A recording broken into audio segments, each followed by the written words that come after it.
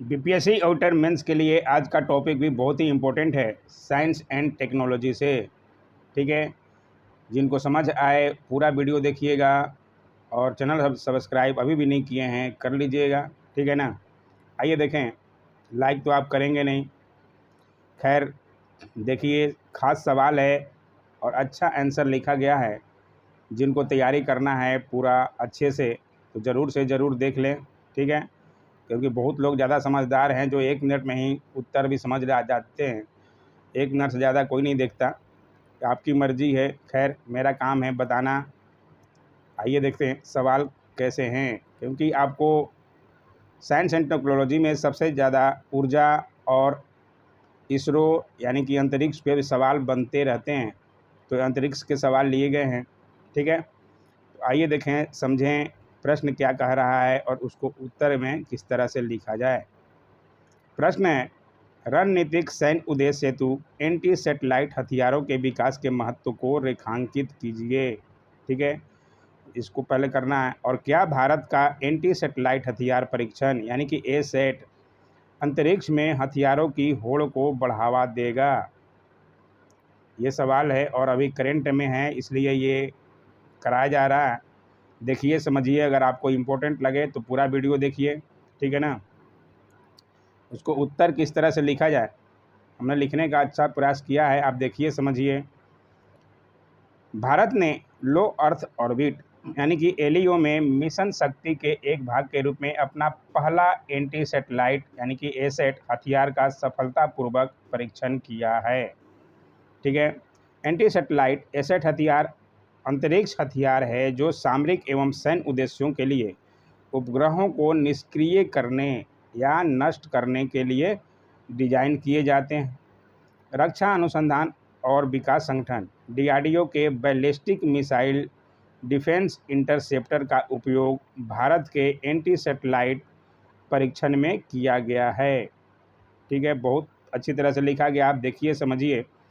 इस परीक्षण से भारत अमेरिका, रूस और चीन के साथ उन चुनिंदा देशों में शामिल हो गया है जिनके पास एंटी सैटेलाइट क्षमता है। आइए देखें आगे। समझ आ रहा है तो लाइक ज़रूर कीजिएगा दोस्तों, यही मुझे कहना है। एंटी सैटेलाइट एसैट हथियारों का विकास सामरिक सैन्य उद्देश्यों के लिए महत्वपूर्ण है। क्यों महत्वपूर्ण है? एंटी सैटेलाइट हथियार परीक्षण लंबी दूरी की मिसाइलों से भारत की बढ़ती अंतरिक्ष आधारशिला आधारित परिसंपत्तियों के खतरों से विश्वसनीय प्रतिरोध प्रदान करता है। ठीक है, युद्ध के समय दुश्मन देशों के संचार या सैन्य उपग्रहों का पता लगाने, उन्हें निशाना बनाने तथा नष्ट करने के लिए एसैट का उपयोग किया जा सकता है। ठीक है, आगे है। परीक्षण ने भारत की बैलिस्टिक मिसाइल प्रतिरक्षा क्षमता के परीक्षण में भी योगदान दिया। निम्न भूकक्षा आधारित उपग्रह के खिलाफ एसैट परीक्षण लंबी दूरी की मिसाइलों को रोकने की क्षमता प्रदर्शित करता है, जो कम दूरी की सामरिक मिसाइलों की तुलना में तीव्र और ऊंची उड़ान भर सकती है, जो कि सामान्यतः पृथ्वी के वायुमंडल के भीतर उड़ान भरती है। फिर आगे है, ऐसे हथियारों की अनुपस्थिति प्रभावी कमान से समझौता होगा तथा अंतरिक्ष आधारित खुफिया जानकारी, निगरानी और सैन्य जासूसी को समाप्त कर देगी। इस प्रकार यह चीन जैसे प्रतिरोधी पड़ोसियों को भारत की सैन्य क्षमताओं को बढ़ाने में सक्षम करेगी।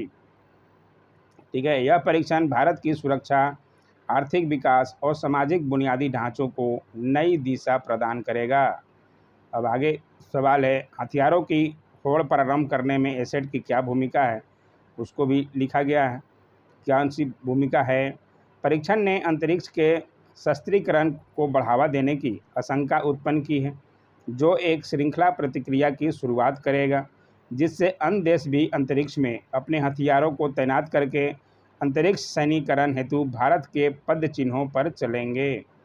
इनमें से कुछ प्रौद्योगिकियां उत्तर कोरिया जैसे दुष्ट राष्ट्रों के हाथ लग सकती है। इसके अलावा पाकिस्तान जैसे अन्य राष्ट्र जो अपने पड़ोसियों के साथ रणनीतिक समानता के लिए सतत कोशिश में लगे हुए हैं। ठीक है, समझ आ रहा है, सब्सक्राइब जरूर कीजिएगा। हालांकि भारत के एसैट परीक्षण द्वारा शुरू हुए अंतरिक्ष हथियारों की दौड़ के लिए चिंताएं काफ़ी हद तक संदेहास्पद है। दुनिया के सभी देश जानते हैं कि अंतरिक्ष आगामी भविष्य में संघर्ष का एक संभावित क्षेत्र हो सकता है तथा वे इस तरह की घटनाओं के लिए खुद को तैयार कर रहे हैं। उदाहरण के लिए फ्रांस और संयुक्त राज्य अमेरिका अंतरिक्ष बलों का निर्माण कर रहे हैं। भारत का एसेट एक क्षमता प्रदर्शन अभ्यास था जिसे विश्व की बदलती सुरक्षा गतिशीलता के प्रकाश में देखा जाना चाहिए। और भारत 1967 की बाहरी अंतरिक्ष संधि सहित बाहरी अंतरिक्ष से संबंधित कई प्रमुख अंतर्राष्ट्रीय संधियों का पक्षकार है तथा इनमें से किसी का भी एसेट परीक्षण के दौरान उल्लंघन नहीं किया गया है।